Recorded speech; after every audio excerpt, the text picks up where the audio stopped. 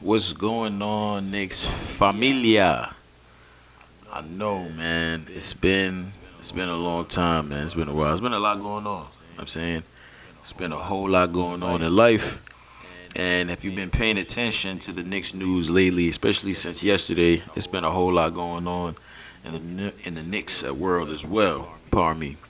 Um, I'm not gonna get too much into what I got going on personally, because that's not what y'all here for anyway. But as you can see, look at my forehead, man. That's just how bad life has been going. You know what I mean, I went before I start. I had went to we went to Jamaica back in October for a funeral, and rest in peace, mama. And I had to get a haircut. You feel me? I couldn't get my hair cut from where I get my hair cut, where I stay at now in VA. So I got one in Brooklyn, and I'm not gonna say who gave me the cut. It's my guy, he's a cool dude and all that. But all I know is I got the cut and it was official. At least it appeared so. And then you feel me? I started noticing like some dark corners, like the razor. You feel me? Violated right here. I'm saying, and then the back line was wow. You feel me? The back line was crazy. It was like a welt that was just OD. You feel me? So I had to I tried at least the very best to let my hair grow back a little bit, and I was hoping that the hairline, you feel me, the corners would be a little better. They still dark. They're still a little black. You know what I'm saying? So I was wolfing. I was letting my John wolf out. I know you see the tsunamis in there. You feel me? I've been working pretty hard on them. So I had to let it wolf out a little bit. And I finally just went to go get a haircut again recently from the dude I've been getting my haircut from out here. Goes to go get the cut now. You feel me? He laced my jaw. Looking alright. Waves his back. You feel me? I brush. Throwing the stocking cap. I keep the wave cap on. I don't do the dewy because the dewy kind of be leaving the lines. You feel me? And in the back. So the wave cap is just a little easier for me to do. I wear it to work. You feel me? Just slip on, slip off, pause. So boom. I'm saying, like I said, I got the wave cap on. I brush, put the wave cap. I will have the wave cap on majority of the day. It's very rare to see me without it. Even with the fresh cut, it's very rare to see me without the wave cap. It's always on. I want to preserve the waves. I just noticed, I'm like, what the I got these black scrapes, these black scratches and marks on my forehead. And I'm just like, damn. So they violated me. That's all I wanted to say. Like, long story short, I done got violated on the forehead and in the corners of the cut and the lineup. But with all that being said, you feel me? It feels good to be back. This is a way different setup than I've been using. This is my USB mic. I've been using the USB mic, but I had a mixer. I had an interface I was plugging it into, and I was using Audacity. And I was recording on my phone, and I was doing a whole lot with that process, and it was working. Things was good, but then that interface got damaged, and I haven't been able to fix it. I was trying to fix it instead of replacing it, and I haven't been able to do so. So I figured, you know what? I got this OBS software that I downloaded, and I was planning on starting to, use it for streaming, but you could also record on it. So I said, I'm gonna give it a try. It took me so long to get the audio to sound how I wanted it to sound, so I had to tweak it, had to mess with it. This is a new system for me. I haven't been using. So here we are. It's the first video of this season. We're 20 games in, and tonight we have a game against the Brooklyn Nets. I'm super looking forward to that game, but that's not what this video is about. This video is about the Kemba Walker situation, and I want to touch briefly on it.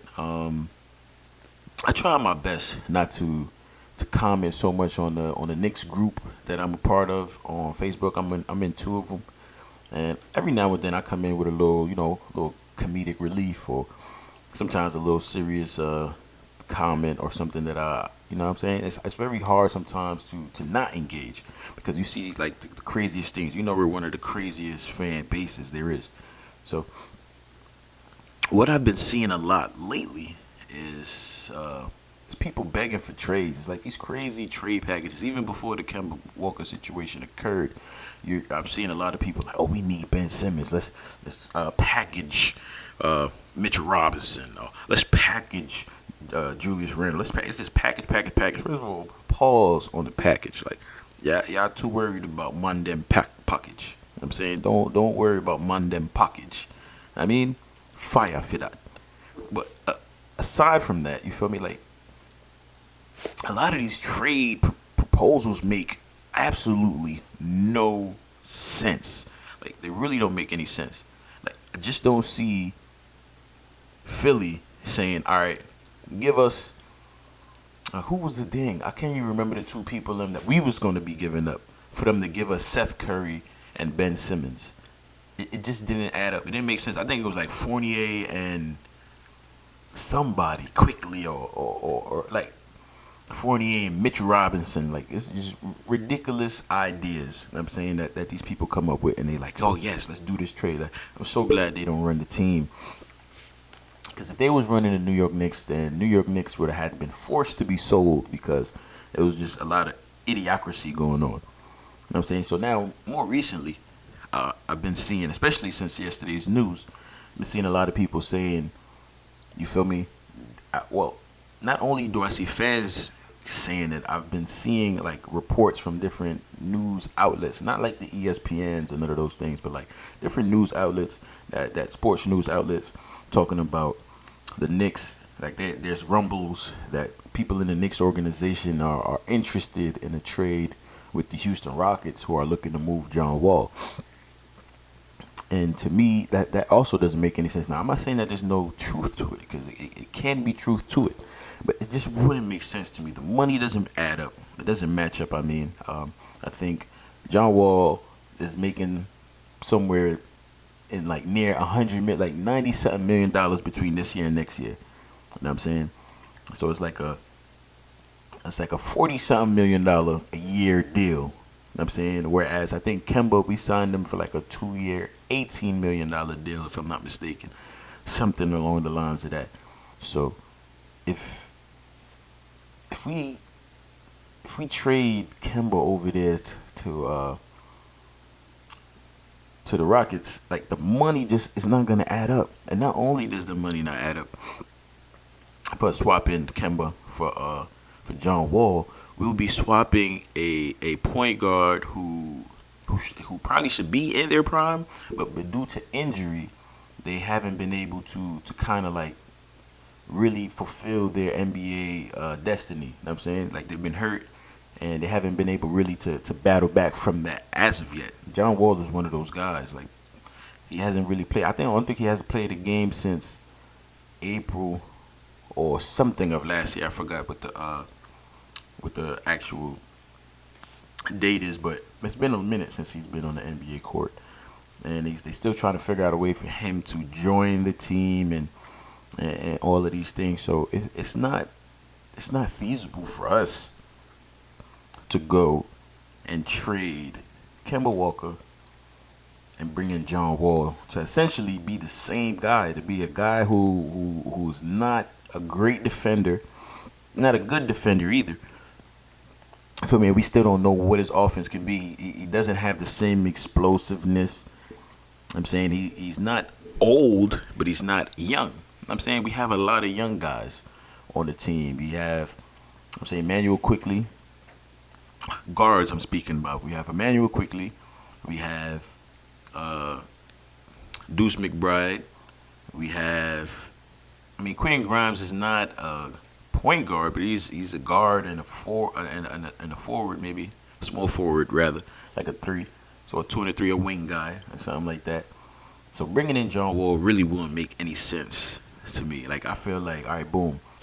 This is how I'm envisioning this now. The first 20 games, it was a test. I feel like it always was a test. I feel like the front office and Tom Thibodeau, when we settled for Kemba, because Kemba wasn't our first choice, but we had to make a choice. We had to bring in a new guard. We was getting rid of Payton. We had to bring in a new guard that we was going to try to use.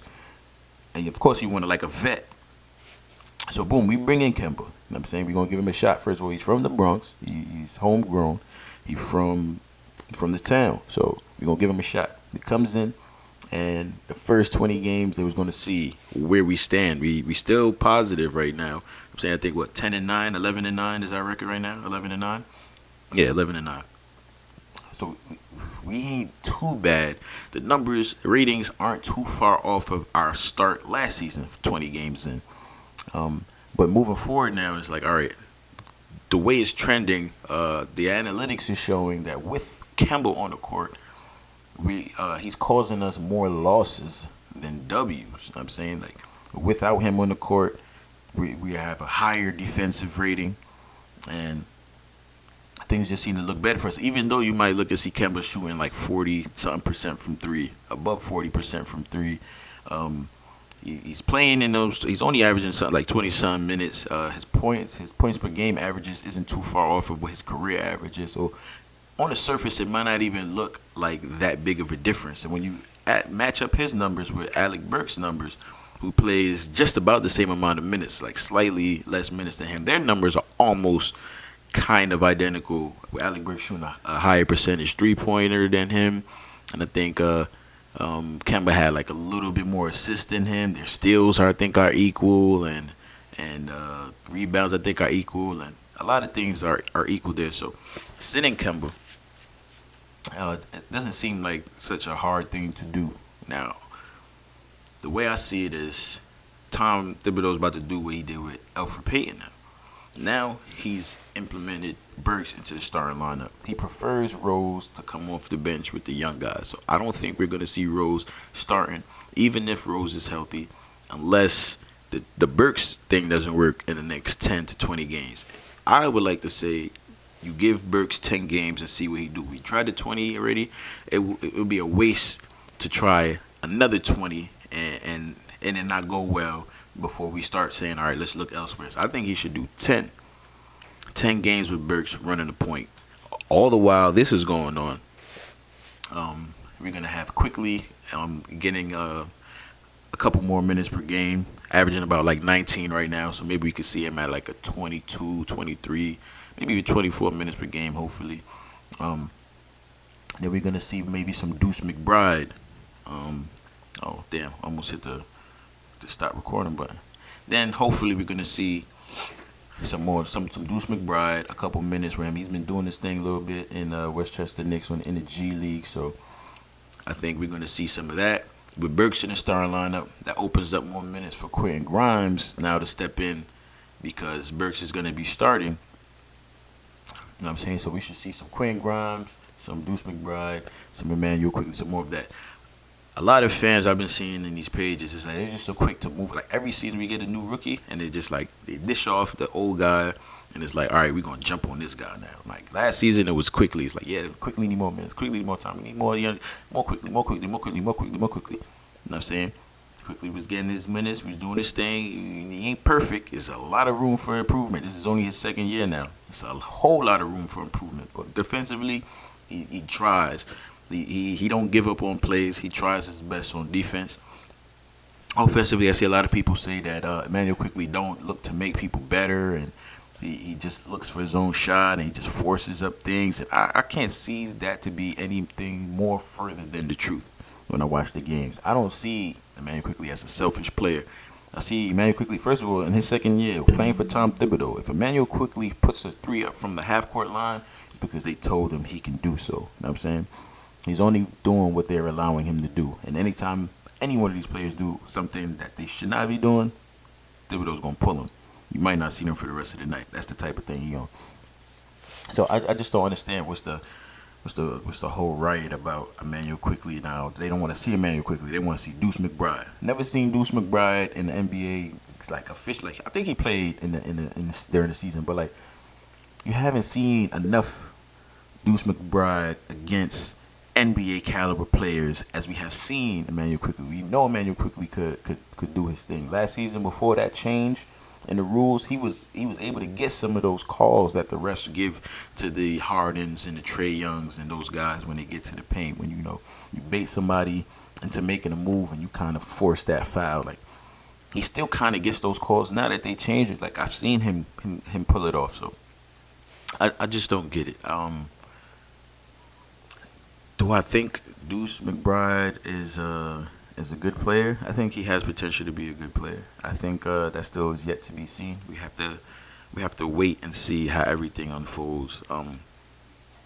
So I mean, I think that's pretty much all I wanted to talk about. I think I might have lost my train of thought a little bit. Sometimes I just get too in depth into a specific thing, and then before you know it, boom, the thought is gone.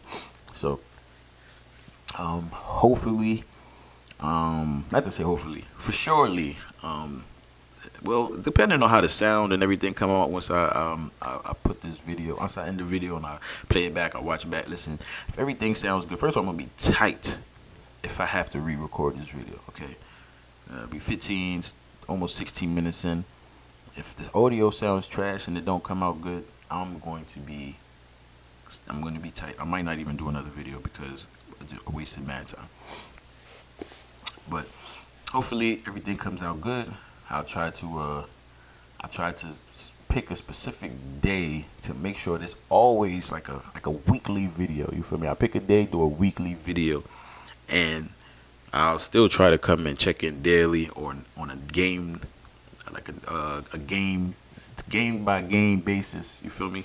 We have a game today. I'll try to fresh off of work when I get the opportunity, do a little video, talk about the game and what's going on. Then the next day, do a little recap of the game and stuff like that. And if it's a back-to-back, I guess we getting back-to-back videos. You know what I mean?